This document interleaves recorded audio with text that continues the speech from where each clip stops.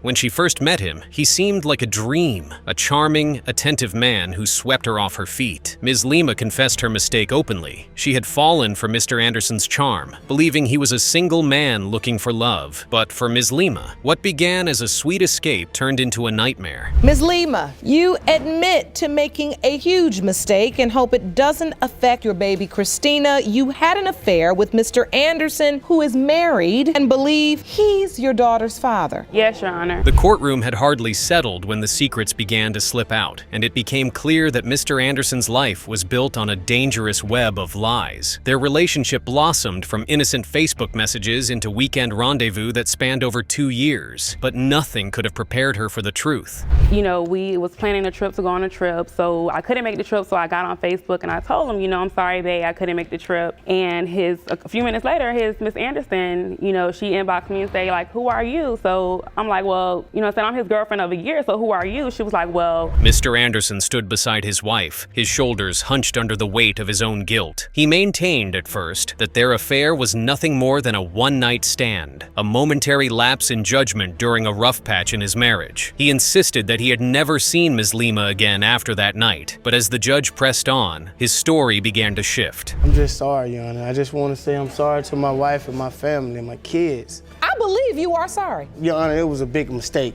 and I really want my marriage, and I want my marriage to work. But and it I started. See your wife next to you, and I feel her pain. Me and my wife, we had a bad, argument, and piece by piece, the truth emerged. Not only had he continued the affair, but he had also brought Ms. Lima into his own home, his marital sanctuary, while his wife and children were away. Ms. Lima detailed how she had even described the family's furniture to Mrs. Anderson when the truth finally came out. If betrayal had a sound, it was the sharp intake of breath from every person witnessing this tragic show. One night.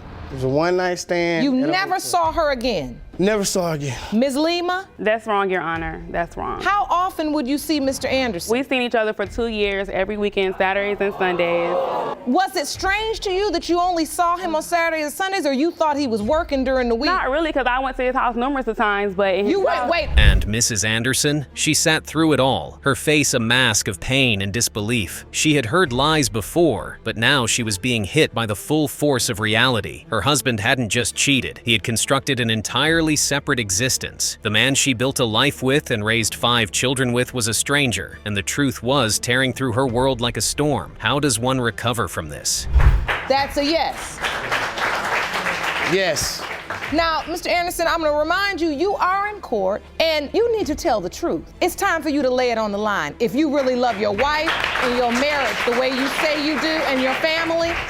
But the betrayal didn't end there. When Ms. Lima discovered she was pregnant, she reached out to Mr. Anderson. His response? Silence. She sought out his family, only to be turned away. Desperation led her to the only other man she had been with during the same time frame. Yes, there was another, and she admitted to not using protection with either man. Everyone seemed to be playing with fire, and now the flames were everywhere. And when you find out you're pregnant, who do you tell? I went to Mr. Anderson at first. I went to his family at first. I couldn't contact him, so I went to his family, and I got rejected by them. So I was like, well, that really hurted me. So I was just like, well, let me move to. Let me save you the suspense. Mr. Anderson did meet up with her. His earlier bravado had melted away, replaced by a pitiful demeanor. He had denied meeting Ms. Lima again while she was pregnant and had told his wife so, but he crumbled under Judge Lauren's probing questions. Mrs. Anderson, who had remained mostly silent throughout the hearing, finally spoke. Has the testimony you heard today been different from the understanding you've had? Yes, Your Honor. Please explain. Once we messaged each other, I asked her for her phone number because I want to talk on the phone. You understand? And when she was telling me the things that she was telling me, my whole world it caved in. Like, are you serious? This because is my you all have husband. built a lot together. The judge now called the other man. He believed he might be the father. However, she told him there was a possibility that the child could belong to another man, Mr. Anderson. Despite this uncertainty, he supported her during the pregnancy and and believed the child resembled him. However, Ms. Lima countered this by saying the child looked exactly like one of Mr. Anderson's other children. Yes, Your Honor, passing by. Mr. Anderson has a child that she looks exactly like her, like the way her eyes is. You know what his kids look like? Yes. She been around my children. Are you serious? Wait a minute. When? Are you serious? I'm on new, like sometimes, you know, he'll come meet me with the kids with them.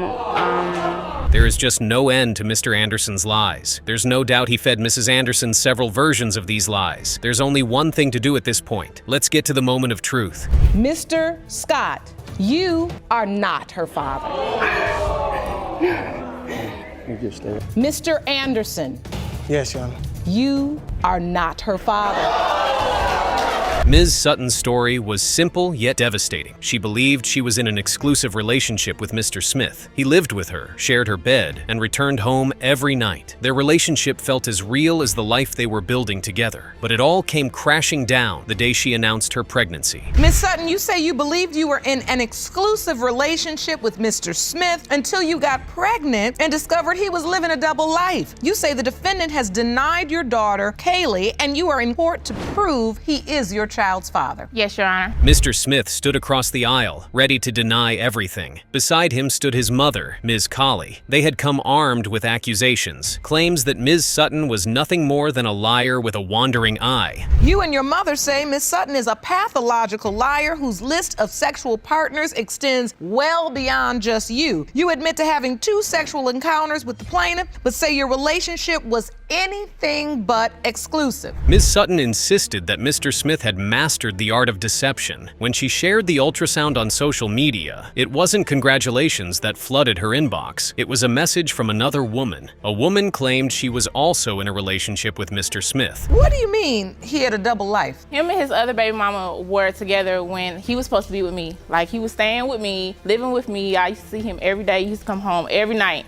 And then all of a sudden, when I get pregnant, it's an issue. When I post my picture of my ultrasound when I got pregnant with my daughter on Facebook, I tagged him in it, and that's when she messaged me and she told me who she was. Mr. Smith, when given his turn, didn't focus on the double life. Instead, he launched into an attack on Ms. Sutton's character. He claimed she had a lengthy list of sexual partners, suggesting Kaylee, her daughter, could belong to anyone. His story was clear. He was nothing more than a casualty of Ms. Sutton's alleged promiscuity. So is that true, Mr. Smith? No, ma'am, that is not true. What is your side of the story? Well, I first met Miss Sutton. First, I met her through my cousin. You know, we chilled, we kicked it off. First time we had a sexual encounter, we met at my auntie's house. We stayed, spent the night with each other, had our first sexual encounter. Ms. Sutton vividly portrayed Mr. Smith's denial. She pointed out that the baby's facial features are strikingly similar to those of Mr. Smith. But Mr. Smith vehemently disagreed. He told the judge how Ms. Sutton had been posting the baby's pictures online, claiming he was the dad. Are you Miss Sutton? No, you've been denying my baby from day one.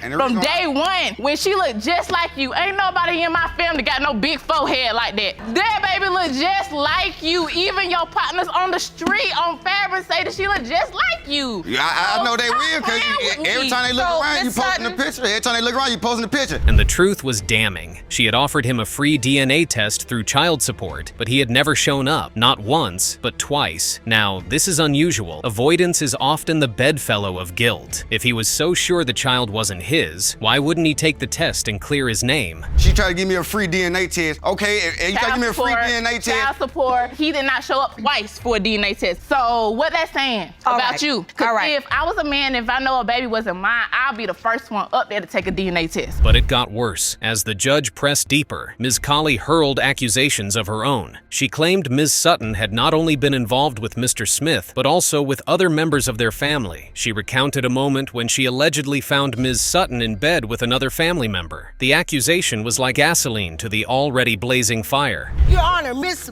Sutton is not telling you that she done slept with my family members' husbands and baby daddy. And I caught her with one of them. We have tried hard, very hard, to get along with this girl. She has slept with one of my family members, both of her baby daddies. These two women are ready to go at each other. Ms. Sutton didn't exactly deny the accusations. She gave reasons for her behavior. Ms. Colley accused her of buying any man she wanted, and the two women went off again. This can't be just about paternity. Miss Sutton, I want to give you a chance to respond. She's making some serious accusations. Are you sleeping with multiple people in her family? Me and the person that she say I was sleeping with, I did not start sleeping with until after that my daughter was born. He was my boyfriend at the time. So anybody I'm dealing with is going to make sure me and my kids are straight. As tensions peaked, the courtroom became a battleground of finger-pointing. Secrets can only stay buried for so long. Mr. Smith was in a 7-year relationship when he got intimate with Ms. Sutton. If the baby turned out to be his baby mama had sworn to leave him, so you can imagine his anxiety when the envelope was finally handed to the judge.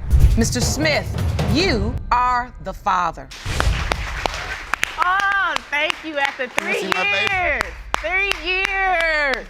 3 years. All right, Miss Sutton. I want to see my baby. 3 years. Okay. When Ms. Touré walked into court, it wasn't just to seek justice, it was to unmask a secret life. For over 2 decades, she had insisted that Mr. Lacy was the father of her son, Trevon. She had been unwavering, chasing him through the troubles of child support and legal filings. Ms. Touré, you are in court to prove to your ex-boyfriend, Mr. Lacy, that he is the biological father of your adult son, Trevon Lacy. You state that the defendant has been an absentee father, full of excuses, and you want it all to end today in court with the truth. Yes, Your Honor. Mr. Lacy, however, had always maintained his doubts. He argued that he could not have signed Trevon's birth certificate because he was incarcerated when the boy was born. But when the neatly typed document bearing his name was presented to the court, the room fell silent. But this was only the beginning. And so, you believe that you are not Trevon's biological father? Yes, ma'am. Yes, Your You Honor. believe that from the beginning?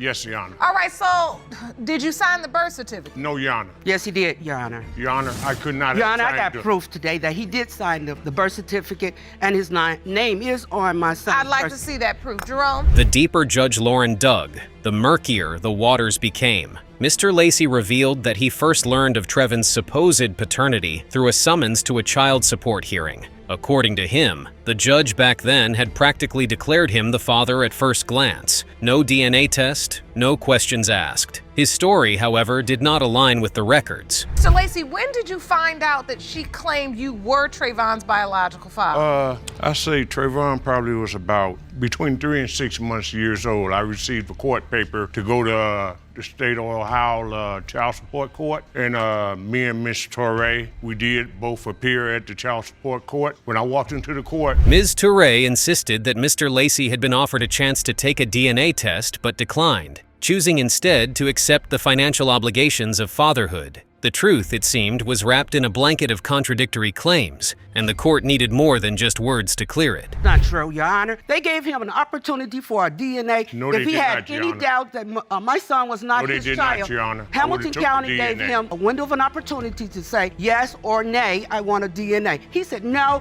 it's my son. But the real twist came when Mr. Lacy began to speak of another man. He alleged that he had left town for a week during their brief relationship to handle family business. When he returned, he found another man wearing his pajamas, lounging in his home as if he belonged there. The implication was clear: infidelity. Yet, as the story continued, it became apparent that Mr. Lacy's week away wasn't so innocent. So, Mr. Lacy, tell me what happened with this guy. okay, Your Honor, I had to go out of town and take care of some family business for a week. When I came back into town, I knock on the door, and the door opened. Well, I see my pajamas. My pajamas. Miss That is not Touré true. has on the pajama top. That is not true to me. The gentleman has on the pajama bottom. While Miss Touré did not deny meeting someone else, her account was very different. Despite being intimate with the other man, Ms. Touré maintained that Mr. Lacy's 1 week away wasn't to handle family business. It was to be with another woman in the same neighborhood. She told the court that he was the only man she was with at the window of conception. For her, Mr. Lacy is the father of Trevon, without a doubt. Do you remember this incident with the pajamas, Miss Touré? He is straight lying, I'm telling you, Your Honor. When he came and knocked on my door, I answered the door, and my new friend came to the door with me. He had on his own clothes, first of all. He had on a pair of pants, he didn't have on a He had shirt. pajama pants. He didn't my have on a pajamas, shirt. Apart from the bickering ex-lovers, Judge Lauren wanted to know what Trevon, the alleged son of Mr. Lacy, felt about the whole situation. The young man has been quiet as his mother and potential father recount and deny past experiences. Listening to this testimony, and I know some of it's probably difficult, son. Do you have something you'd like to say to the court? Yes, I want to start off by saying my mom, she was, an excellent mother. She raised 3 boys by herself, all at different ages. So I want to give her, kudos for that. Mr. Lacy had managed to reduce his child support debt from $37,000 to $5,000, even though he claimed that Trevon wasn't his child. But now, his potential son wanted him to know how much his life would have changed, how much different his life would have been if he had his father by his side. Mr. Lacy, about specifically how this affected you growing up, not having him in your life. Larry, I believe, growing up with my mom, there's a lot of things that I wish you could have been there with, as far as her having to be my father as well as my mother. I feel like if you were there, it was a lot of, heartache and headaches that I could have avoided. As far as my children. Yes, the results. The only thing left to set the record straight was the DNA test, a cold, scientific truth that could cut through the years of lies. When Jerome handed Judge Lauren the results, the anticipation rose to the fullest. Judge Lauren read them with practiced composure. Mr. Lacy, you are the father. Thank you, Your Honor. I told you. I told you. Now stand up, give my son his respect. Give him his spot. Give him his father. Hug your daddy. How does it feel, Trevon? It's exhilarating. I want to thank you for bringing out these results and, hopefully that we can move forward with our lives. I have nothing to say. When Ms. Dallas first met Mr. Stewart, she thought she had stumbled upon a fairy tale romance. Their connection was immediate, and before long, casual dates turned into nights together. But what seemed like the beginning of a love story was nothing more than the opening act of a twisted drama. Ms. Dallas, you have dragged the defendant, Mr. Stewart, into court today to prove that he is the father of your newborn son, 1-month-old Lamar. You say you are shocked that he's denying he's baby Lamar's biological dad, especially since you discovered he's the one leading a double life. Is that correct? Yes, Your Honor. For months, their relationship hummed along smoothly until Ms. Dallas started to notice cracks in the facade. Mr. Stewart never took her to his home, always insisting on hotel rooms. When pressed, he gave vague excuses. So, Ms. Dallas, take us to your relationship before you found out about Mr. Stewart's alleged double life. I met Cedric with Mr. Stewart in June of 2016. I was out having breakfast with my friend, probably about 6 o'clock in the morning, and he walked up to me or whatever, offered to pay for. When she finally asked the question outright, Mr. Stewart hesitated before admitting he was married. But of course, he had a story ready. Ms. Dallas, already emotionally invested and perhaps blinded by his promises of a future together, chose to believe him. After all, why would a man who spent every evening with her, only returning home to change clothes, still be attached to his marriage? Tell me like, oh, they are separated, they're going through a divorce. So, Mr. Stewart? Yes. Did you meet Ms. Dallas, date her casually, have sex with her, and finally only later tell her that you were married? It didn't quite go like that. How did it go? It didn't come up. I felt like it didn't come up. You could see the look of disbelief on Ms. Dallas' face. As it turned out, Mr. Stewart wasn't just keeping his wife in the dark. He was crafting a double life. His routine was meticulously orchestrated. Work, Ms. Dallas, home to his wife, on repeat, the perfect juggling act. But every act eventually fails. How often did you see one another if you're married with your wife living at home? Oh, that's it. Every day. Every day. Every day. Every day. Every day? Yeah, every day he would come over there when he get off work. Only time he probably went to his house and when he went to go change his clothes or put on his work clothes. Mr. Stewart, during this time, were you still intimate with your wife? No, not at the time. We were, I don't know how to put it, but it's like. When Miss Dallas found out she was pregnant, Mr. Stewart's reaction was baffling. He was thrilled, promising her a home, a life together, and a family. The whispers started soon after. A so-called friend of Ms. Dallas approached Mr. Stewart with a tale of infidelity. The same friend, however, then sent Mr. Stewart naked photos of herself. The credibility of this friend should have been questionable, but Mr. Stewart, already caught in his own web of deception, latched onto it as a convenient excuse to cast doubt on the paternity of baby Lamar. It's gonna be okay after that. And then when I found out I was pregnant, Cedric was happy or whatever. So-called my associate was telling him and his wife that I was sleeping around with multiple put me in when I conceived Lamar. Someone that knew you. Yeah. They start giving you information. Yeah. But it was the same friend that sent him naked pictures of herself to him, telling him that I was. And then there was the baby. Mr. Stewart took one look at his newborn son and saw only evidence to support his suspicions.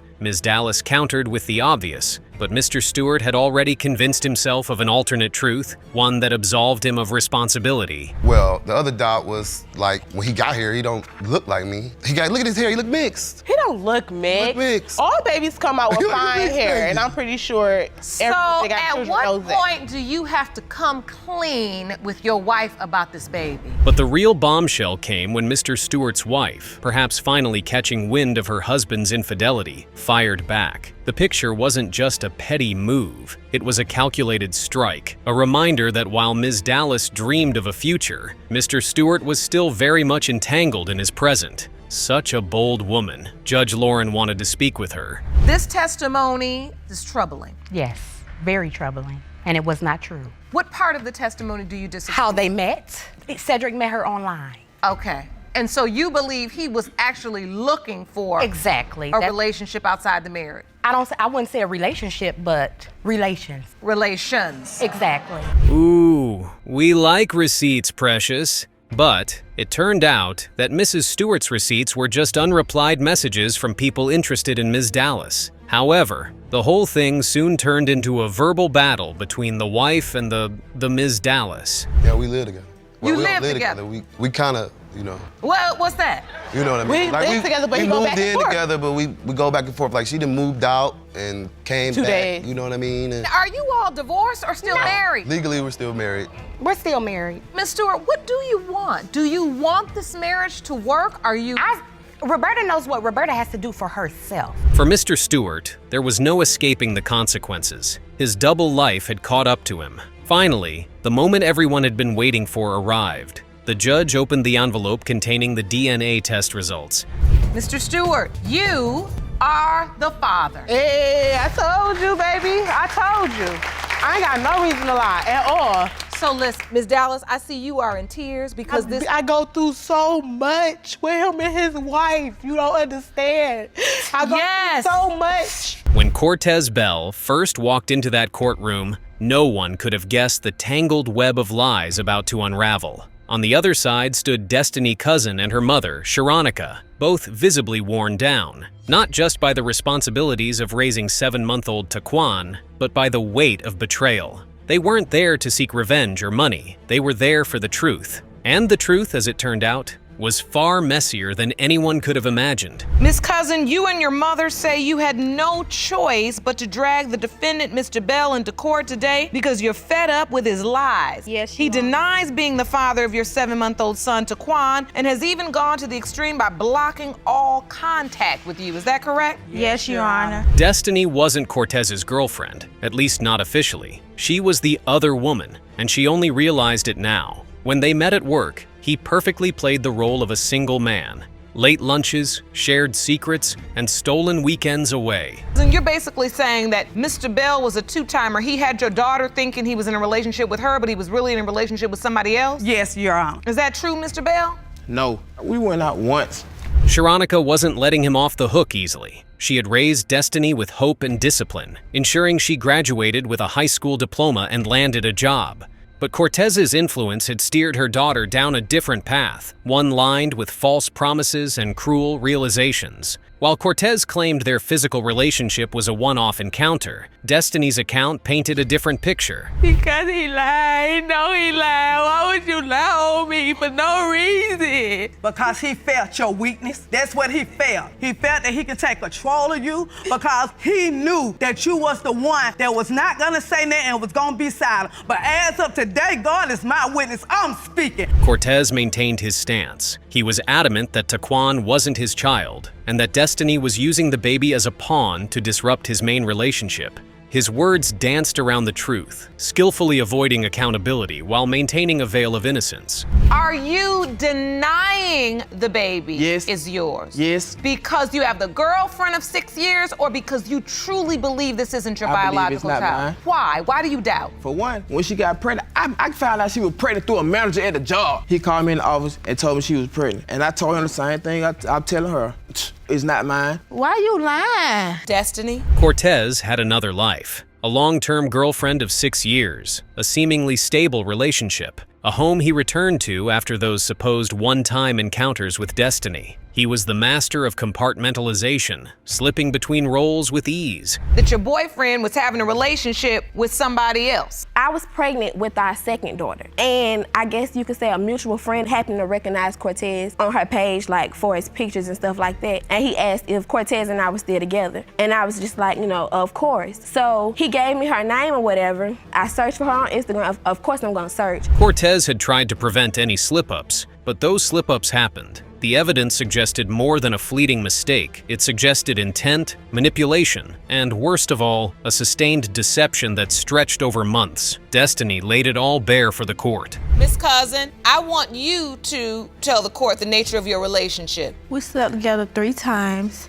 unprotected, and he know that. Where'd you all go? We'll go anywhere. Where we went? Where did we go? In the car, it don't matter. Where did we go? And we went Since to the was club on a with date. your cousin them. You know that. So what you're saying is you all would go out or have sex, but he'd always leave. Yes. The double life he had so meticulously organized was now at the edge of being exposed to the harsh lights of reality. His girlfriend of 6 years, the image of stability he had clung to, crumbled alongside his denials. His denials, because he kept denying everything. Yes, Your Honor. You said he came to see the baby one time. Yes, but when he came to see the baby, he wanted to have sex. Yes, he asked me. He said, would you have sex with me? I was like, no. He's like, what, you scared of your boyfriend? I said, I ain't scared of my boyfriend. My boyfriend ain't got nothing to do with it. And when he came, he had a flat tire. He asked to use my sister four-wayer to take the tire off. Mr. Cortez had fabricated such a lie that his girlfriend stood solidly behind him. She doubted the testimonies of Destiny and Sharonica. It is easier to disbelieve, and she stood solidly behind her boyfriend. Will the result prove her right? So, Miss King, you're very quiet. Has Mr. Bell ever said he came over to see Taquan? No. Never told you that? No. She told me that he came over there. That's when she messaged me on Facebook. And when I asked him, he told me no. And then when I hear that something about a truck, he doesn't have a truck, so. If Cortez was a performer, Judge Lauren was the critic who wouldn't be fooled. She had seen men like him before, men who thought they could bluff their way out of consequences.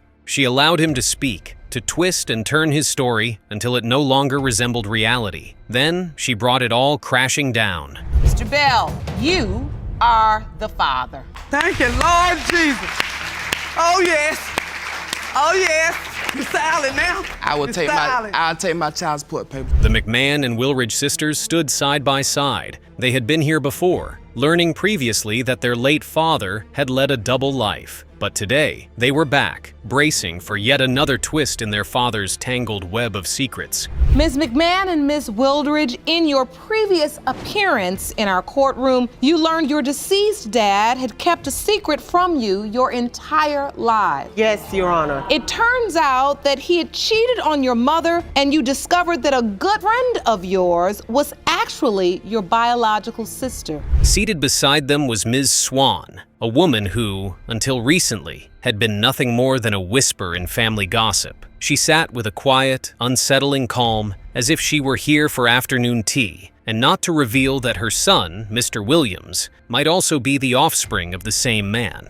Miss Swan, you're the woman who claims to have had an affair with their father. You admit that you kept it a secret because he was a married man. Yes, Your Honor. You believe your son was a result of that relationship and he is indeed their brother. Yes, Your Honor. The story began in 1999, following a photo of a young boy. But whispers turned into echoes in 2001 when a young man showed up at their mother's door, claiming to be the son of their father. They knew their father had strayed, but nothing prepared them for the sheer scale of his deception. In your mind, your parents were a happily married couple. That's what you knew. Well, ma'am, Your Honor, we were young. We knew that there were problems, but we were too young to understand the full spectrum of what had been going on. We have heard that he could have been sleeping with another woman, but we didn't know about Miss Swan. Ms. Swan's affair with their father wasn't a fleeting mistake, but a calculated betrayal. She had known he was married, yet that had not deterred her. Her affair lasted more than a year,